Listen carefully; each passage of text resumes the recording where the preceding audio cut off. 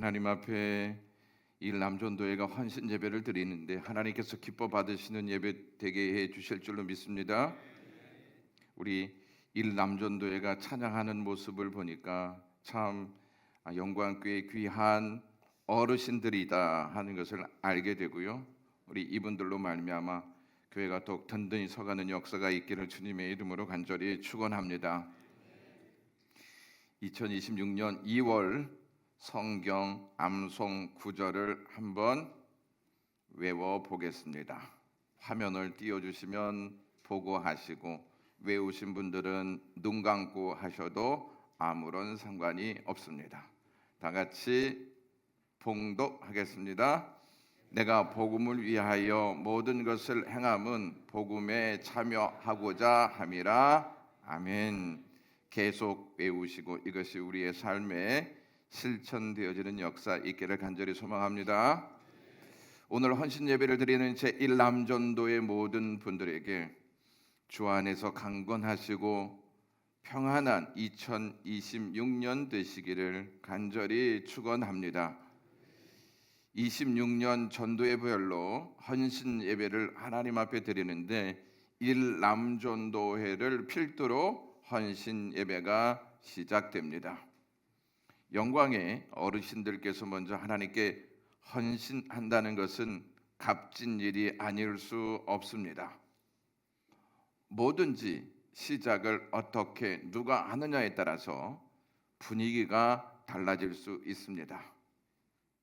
특히 제1남전도회가 영광의 어르신들로 하나님 앞에 이렇게 헌신된 자세로 예배한다는 것은 우리가 귀히 여길 뿐만 아니라 그분들의 신앙이 어떠한 모습으로 우리에게 전달되어지는지도 잘 인식하시고 함께 해야 할 것입니다.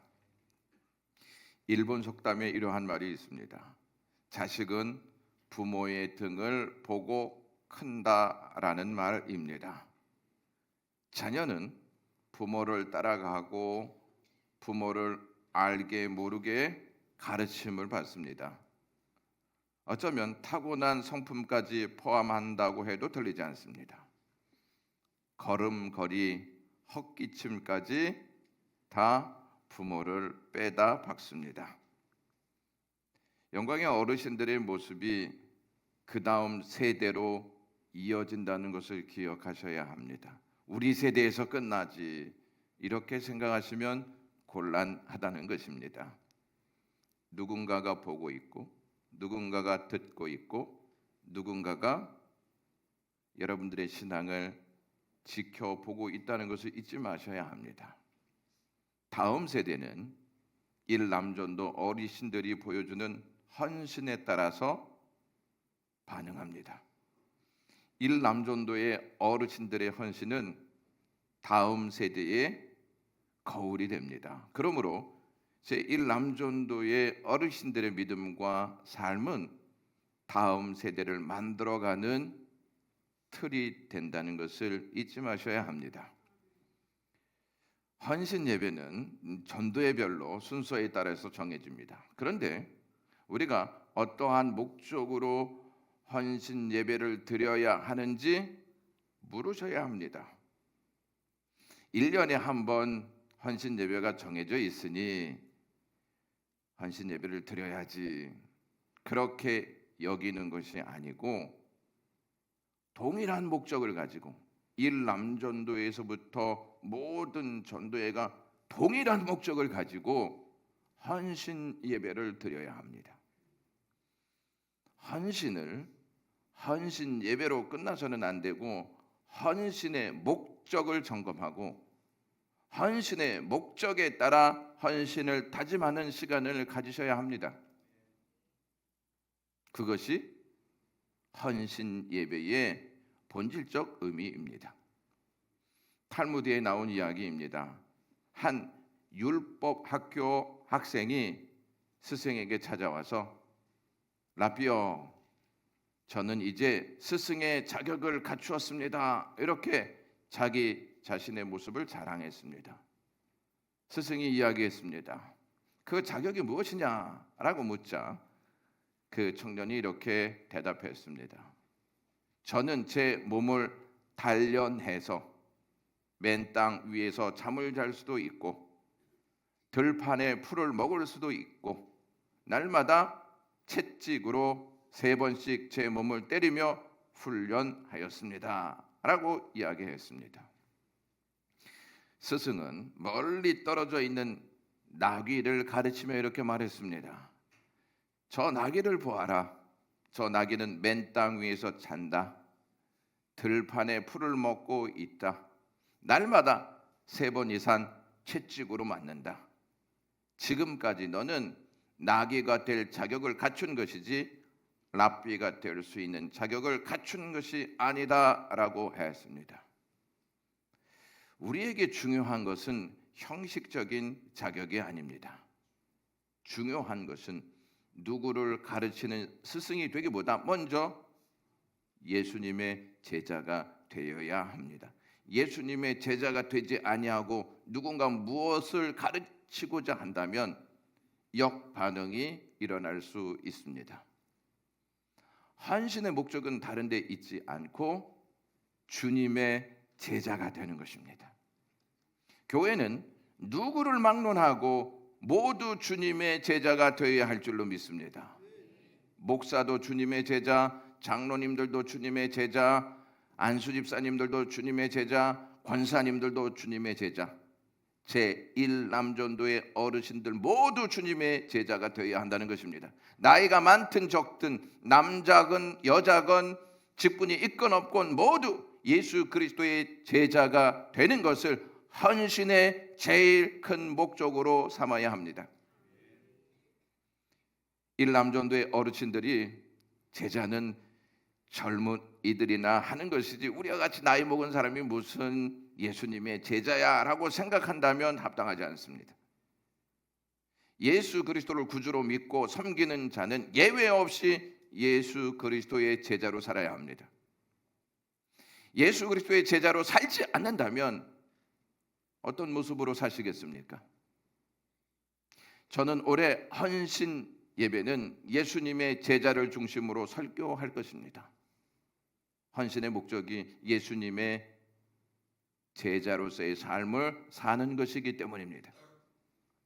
오늘은 베드로를 중심으로 어떻게 하면 제1남전도회가 예수 그리스도의 제자로 헌신해야 하는지를 살펴보겠습니다.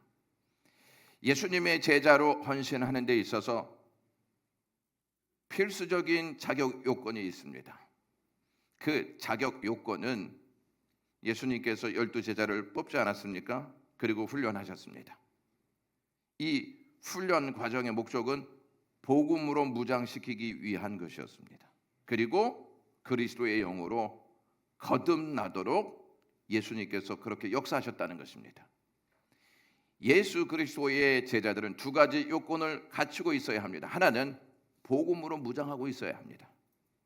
생각도 복음으로, 감정도 복음으로, 의지도 복음으로 무장하고 있어야 합니다. 어떠한 상황이 올 때 입에서 복음이 나가고 어떠한 지식이 우리 교회를 강타할 때 복음으로 대처하고 우리가 무엇인가를 선택할 때도 복음에 맞게 대처하는 역사가 있어야 한다는 것입니다. 다른 하나는 성령으로 충만해야 합니다. 예수님께서 승천하신 후에 제자들은 실망하고 무기력한 상태에 있었습니다. 그러한 제자들에게 예수님은 성령을 주셨습니다. 성령을 주신 그 역사로 말미암아 이 제자들은 실망해서 일어났습니다. 무기력함에서 일어났습니다. 그리고 예수의 약속에 따라서 예수 그리스도께서 주시고자 하신 성령을 기다렸습니다. 이 성령을 기다렸는데요, 무작정 앉아서 기다린 게 아니고 기도에 힘썼다고 말씀하고 있습니다. 영광의 가족 여러분, 우리 지난주 말씀 부흥회를 통해서 은혜 많이 받으셨죠? 이렇게 작은 거 보니까 받았는지 안 받았는지, 은혜를 받으셨으면 은혜에 따라 반응하셔야 합니다. 은혜에 따라 반응하는 자들은 반드시 기도에 힘쓴다는 것을 잊지 마셔야 합니다. 기도에 힘썼던 그들에게 예수님께서는 성령을 주십니다. 예수님의 제자가 되기 위해서는 경험이나 직분을 갖추어 있기보다는 예수님의 영으로 거듭나야 합니다. 성령으로 충만하지 않은 목사, 그 설교 듣고 싶습니까? 성령으로 충만하지 않는 장로님의 기도를 듣고 싶습니까? 성령으로 충만하지 않는 안수 집사님들의 말을 따르겠습니까? 성령으로 충만하지 않는 권사님들의 사랑을 여러분 받겠습니까? 성령으로 충만할 때 교회는 교회답게 성장하고 성령의 열매를 맺습니다. 성령이 아니고서는 예수님의 제자가 될 수 없습니다. 마가다락방에서 예수님의 약속을 기다리고 있던 120명의 예수님의 제자들에게 약속대로 성령이 각 사람 위에 충만히 임했다고 말씀하고 있습니다. 성령으로 충만해진 예수님의 제자들은 무엇을 하지 이렇게 고민하거나 갈등하지 않았습니다. 그들은 무엇을 해야 할지 성령을 통해 깨닫고 실천했습니다.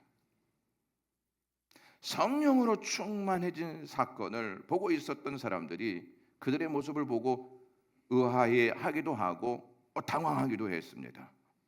그러면서 이런 말을 했습니다. 이것이 어찌된 일이냐 이렇게 말하면서 놀라기도 하고 성령으로 충만한 사람들을 보면서 조롱하기도 했습니다. 이때 베드로가 나서서 성령께서 임하신 사건은 하나님께서 요엘 선지자를 통해서 말씀하신 예언의 성취다. 그리고 성령을 주신 목적은 복음이신 예수 그리스도를 전하도록 우리에게 성령의 은총을 주신 것이다 라고 선포합니다. 성령으로 충만한 베드로는요, 예수 그리스도를 전합니다. 예수 그리스도를 전하는데 예수 그리스도를 전하면 어떠한 일이 있을지 알고 전하는 것입니다. 종교 지도자들이 어떻게 나올 것인지 예수님의 제자들은 잘 알고 있었습니다. 여러분, 우리가 세상에 나가서 복음을 전하면 세상 사람들이 어떻게 반응할 것인지 우리 다 알고 있습니다. 그런데 이것을 알고 전도하는 사람이 있고 이것을 알고 전도하지 않는 사람이 있습니다. 무슨 차이일 것 같습니까? 성령으로 충만한 사람들은 전도하지만 성령으로 충만하지 않는 사람들은 머뭇거린다는 것입니다. 종교 지도자들은 예수님을 신석 모독죄로 몰아 십자가에 달아 죽였습니다. 그 다음 타켓이 누구냐면 예수님의 제자들이었습니다. 그들은 예수님이 십자가에서 달려 돌아가신 일 다음에 우리가 이제 그들의 타깃이로구나 하는 것을 알았습니다. 그래서 숨어 있어야 했습니다. 숨어 있어야 했는데 그들이 성령의 충만함을 받자 숨어 있었던 마가다락방에서 나왔습니다.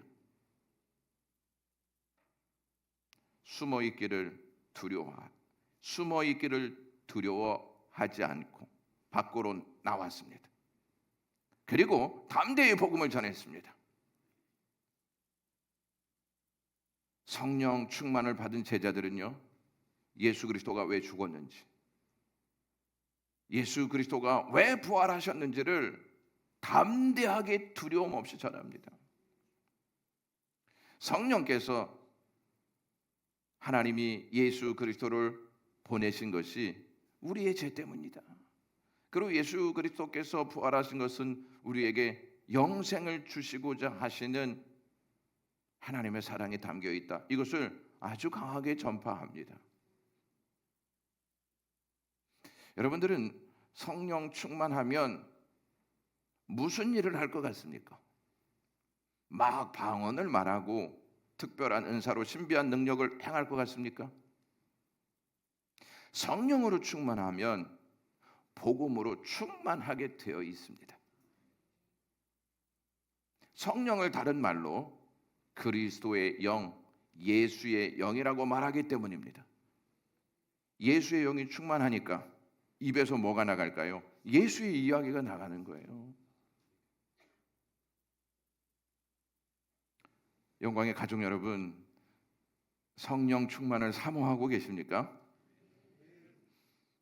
목사님, 삶이 바빠서 그럴 시간이 없습니다. 성령 충만을 위해서 기도해 보았지만 아직까지 성령의 역사를 경험하지 못했습니다. 그래서 성령을 사모하는 제 마음이 식어가고 있습니다. 이렇게 생각하고 계신 분도 있습니까?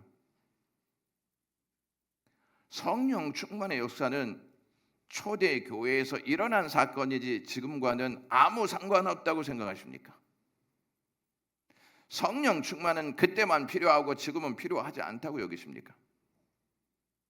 그때나 지금이나 복음으로 충만해야 하지 않겠습니까? 복음이 필요 없는 시대가 있습니까? 모든 시대가 복음이 필요합니다. 복음이 필요한 모든 세대는 성령으로 충만해야 입에서 삶에서 예수 그리스도가 나오는 것입니다.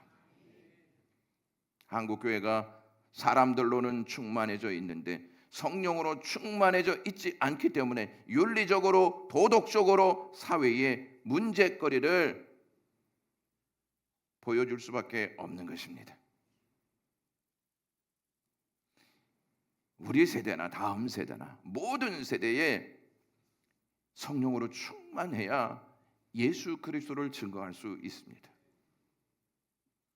우리가 성령으로 충만하지 아니하고 성령을 사모하지 않으면 복음으로 충만해지지 않고 복음으로 충만해지지 않으면 복음을 위한 헌신은 식어버립니다. 여러분, 식은 음식 좋아하십니까? 식은 음식은 식욕까지 식게 만듭니다. 본래의 맛을 낼 수 없기 때문입니다. 복음을 위한 헌신이 식어버린 교회는 교회로서의 역할을 할 수 없습니다. 제1남전도회가 복음을 위한 헌신의 본을 보일 때 다른 전도회도 함께 복음을 위한 헌신에 동참할 수 있습니다. 제가 이렇게 좀 제안드리고 싶어요. 제1남전도회가 모여서 하나님, 우리가 영광교회에 어떠한 헌신을 하기를 원하십니까? 이렇게 기도로 좀 물으셨으면 좋겠고요. 우리의 언어에서 무슨 언어가 나와야 하겠습니까? 우리의 얼굴에서 무슨 빛이 나와야 하겠습니까? 우리가 어떻게 하면 본을 보일 수 있습니까? 이것을 기도하면서 나누시기를 주님의 이름으로 축원합니다. 그래야 다른 전도에도 똑같이 따라합니다. 성령으로 충만하지 않을 때 제자들은 사내들인 공회원을 두려워했습니다. 종교 지도자들을 두려워했어요. 왜냐하면 그들이 권력을 가지고 있었기 때문이었습니다. 그들은 예수 그리스도도 신석 모독죄로 죽일 수 있는 힘을 가지고 있다는 사실을 제자들이 알고 있었기 때문입니다. 따라서 그들의 목숨도 종교 지도자들의 손에 있다고 여겼습니다. 그런데 성령이 충만하자 그들뿐만 아니라 죽음도 두려워하지 않았습니다. 종교 지도자들도 두려워하지 않았고 죽음도 두려워하지 않았습니다. 죽음을 두려워하면 종교 지도자들의 힘도 두려워합니다.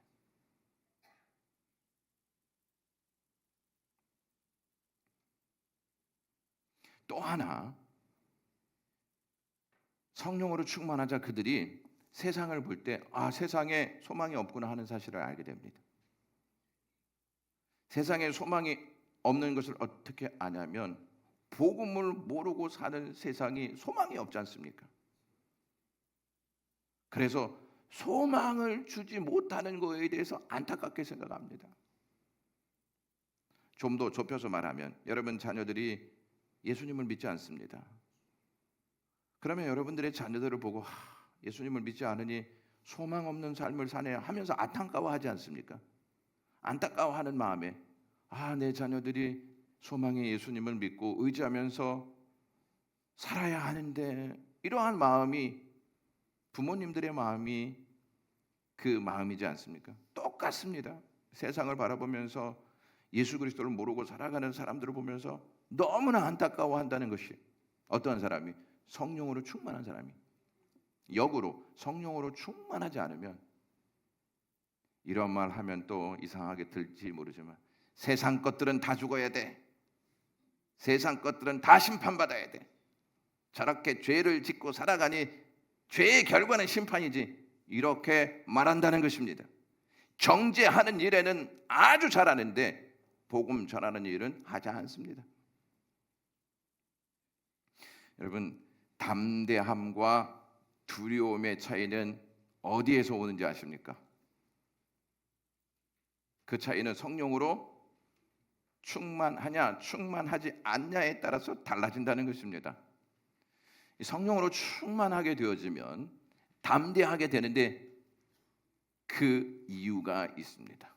그 이유가 무엇이냐면 성령으로 충만해지지 않습니까? 그러면 나의 뿌리가 어디에서부터 시작되는지를 분명히 알 수 있습니다. 내 뿌리가 어디로부터 나왔는지를 알 수 있단 말입니다. 어떤 초등학교 3학년 교실에서 자신들의 뿌리가 무엇인지를 발표하는 시간이 있었습니다. 아이들마다 준비해 온 내용으로 발표를 하였습니다. 어떤 아이는 우리 집은 충청북도 청주가 고향입니다. 여기 또 청주에 있는 분들은 어깨가 으쓱거리지 않습니까?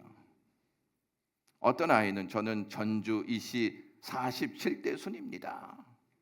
전주 이씨도 어깨가 들썩거리지 않습니까? 그리고 어떤 아이는 우리 증조 할아버지는 조선시대 때 예조 판서를 지내셨던 분이십니다. 이렇게 자랑하였습니다.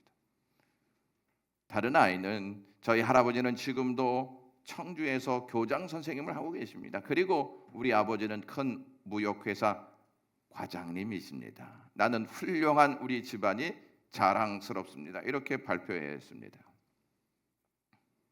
전날 밤 아버지와 할아버지에게 들은 내용을 가지고 그들은 자신 가정의 뿌리에 대해서 발표를 하면서 다 자랑하고 있었습니다. 그런데 이제 마지막으로 한 아이 차례가 되었습니다. 한 아이 차례가 되었는데 그 아이가 나오는 것을 보고 선생님이 갑자기 얼굴이 굳어지기 시작했습니다. 왜 굳어졌냐면 그 아이는 고아원에서 자란 아이였습니다. 그러니까 뿌리가 없는 것이죠, 사실. 그 아이를 바라보면서 선생님이 저 아이가 상처를 받으면 어떻게 할까? 이렇게 고심하기 시작하였습니다. 이 아이가 나와서 단상 앞에 딱 서서 이렇게 이야기하기 시작했습니다. 우리 아버지는 하나님이십니다. 우리 아버지는 많은 자녀를 가지고 계십니다. 그래서 나에게도 아주 많은 형제들이 있습니다. 그리고 우리 아버지는 이 세상의 주인이십니다. 사랑도 많습니다. 라고 했습니다. 주저함 없이 발표하는 그 아이의 모습을 보고 있던 선생님은 두 눈에서 눈물이 흘렀습니다. 사랑하는 영광의 가족 여러분, 우리의 뿌리는 하나님 아버지이십니다. 우리의 뿌리가 하나님 아버지이신데 무엇이 두려울 것이 있습니까? 우리의 아버지이신 하나님은 만왕의 왕이시고 만유의 주가 되십니다. 이것을 성령이 우리에게 알려주십니다. 성령으로 충만하게 되면 우리의 뿌리가 하나님 아버지심을 확신하게 되고 하나님 아버지의 뜻을 이루는 일에 기쁨으로 순종하게 됩니다. 그리고 성령으로 충만하게 되면 세상에 감당할 수 없는 지혜로 충만하게 됩니다.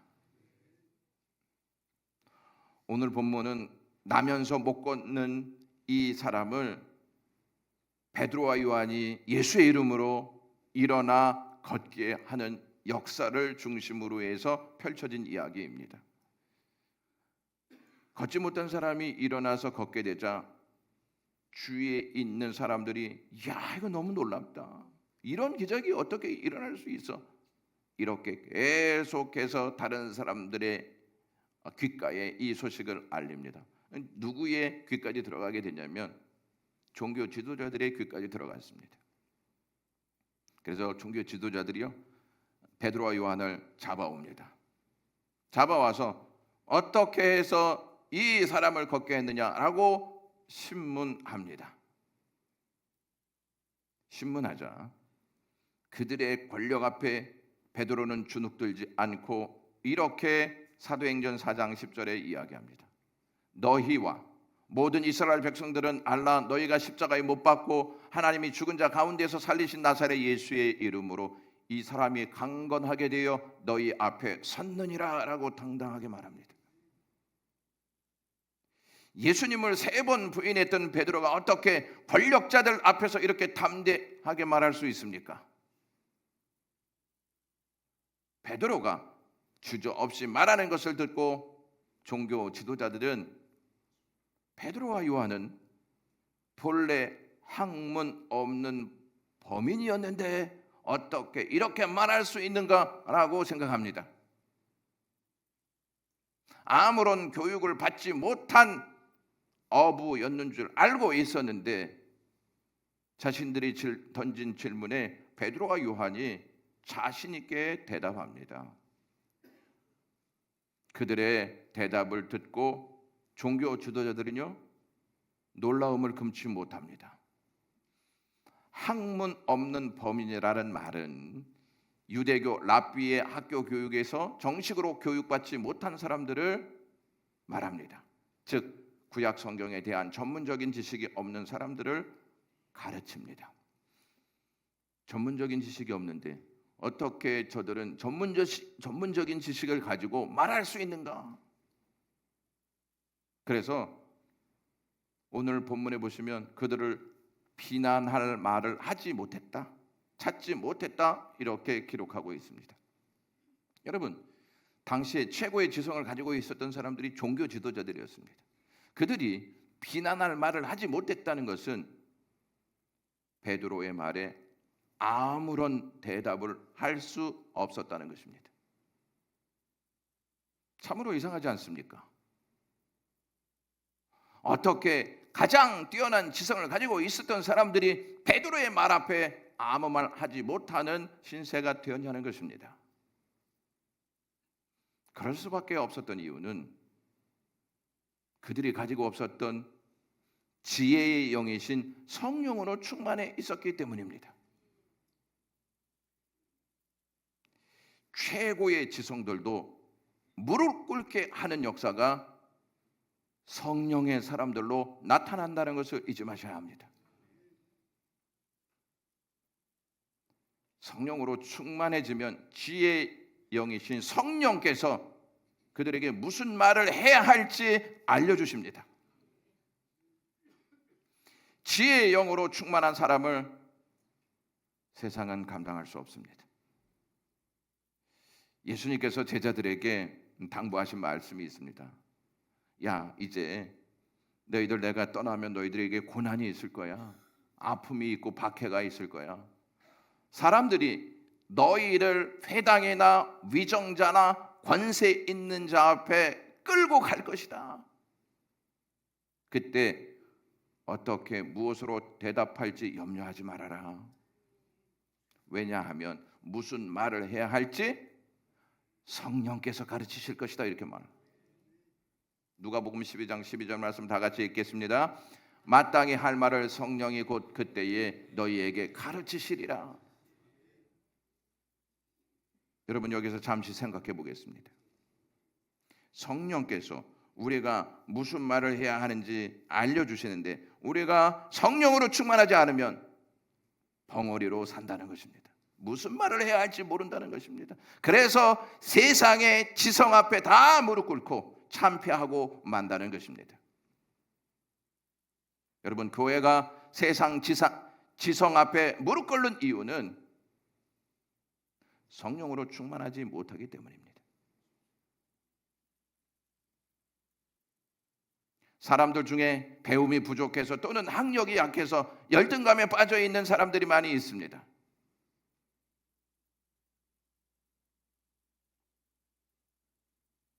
세상에 감당할 수 없는 사람은 배움이 많고 학력이 높은 사람이 아닙니다. 세상에 감당할 수 없는 사람은 성령으로 충만한 사람입니다. 성령으로 충만하면 성령께서 무슨 말을 해야 할지 다 알려주십니다. 성령께서 알려주시는 말 앞에 누가 감히 비난할 수 있겠습니까?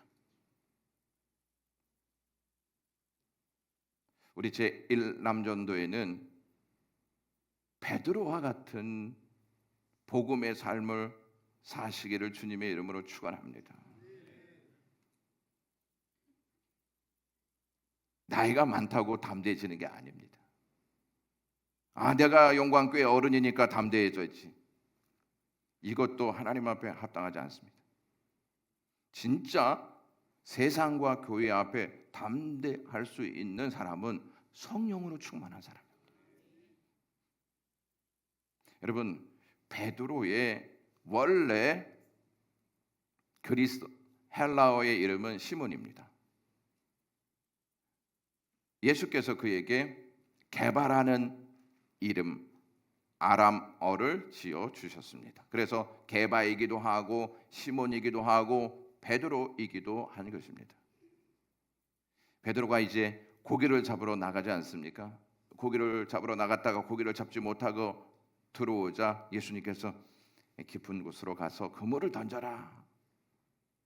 예수님의 말씀대로 그들이 나가서 그물을 던지자 그물이 찢어질 정도로 고기를 잡아 들어오게 됩니다.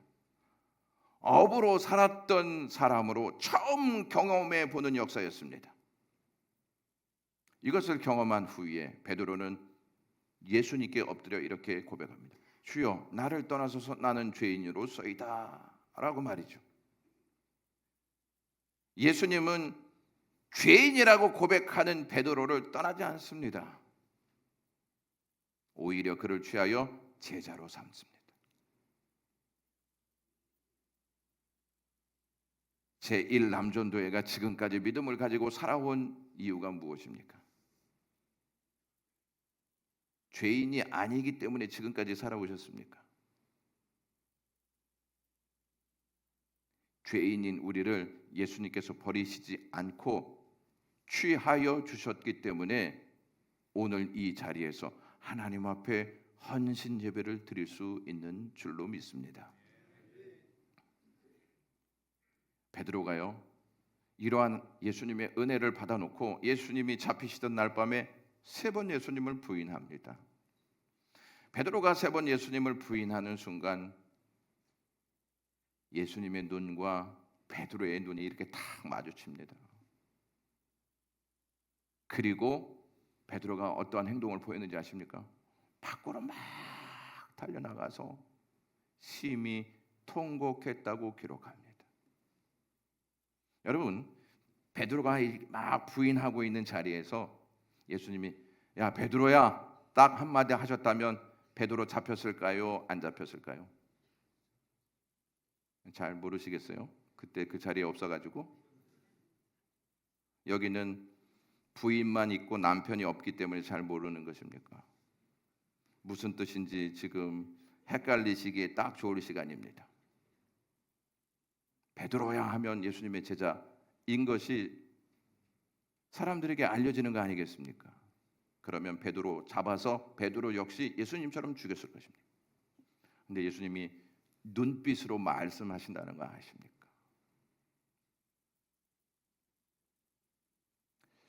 예수님께서 잡히시기 전에 베드로에게 이러한 말씀을 누가복음 22장 32절에 하십니다. 다 같이 읽겠습니다. 내가 너를 위하여 내 믿음이 떨어지지 않기를 기도하였노니 너는 돌이킨 후에 내 형제를 굳게 하라. 예수님이 눈으로 이야기하시는 것이죠. 내가 너를 위해 기도한 거 알지? 너 돌이킨 후에 내가 말한 대로 형제들을 굳게 하라. 그게 막 생각났던 거예요.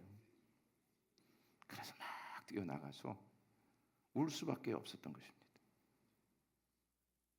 주님이 이런 분이시라는 거 아십니까?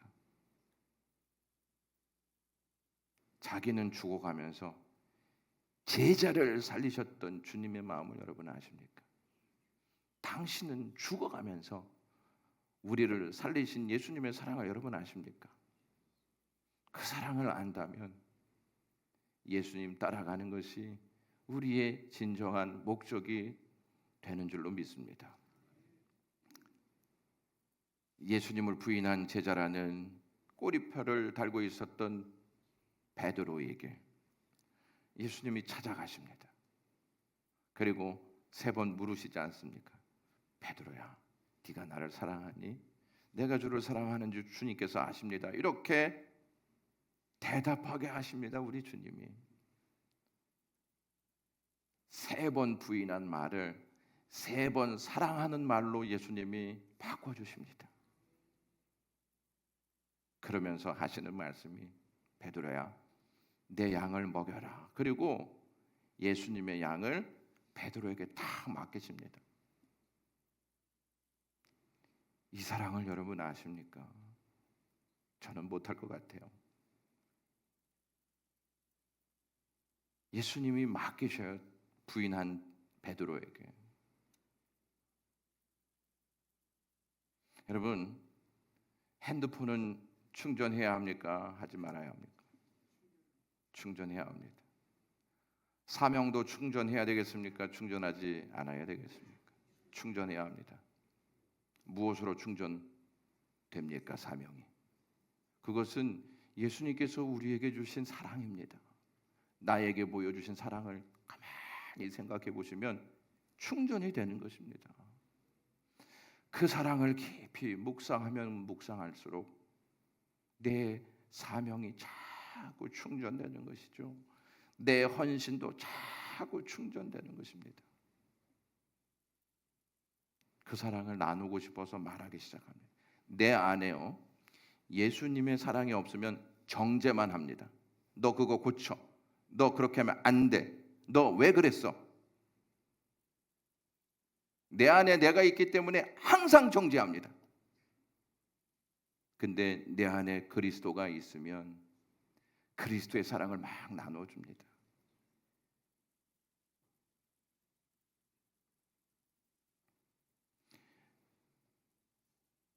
베드로가요, 예수님이 이제 승천하신 성령의 충만함을 받은 후에 예루살렘 교회의 지도자가 됩니다. 그리고 아그리파 1세에게 붙들렸다가 도망하여서 소아시아로 전도하게 됩니다.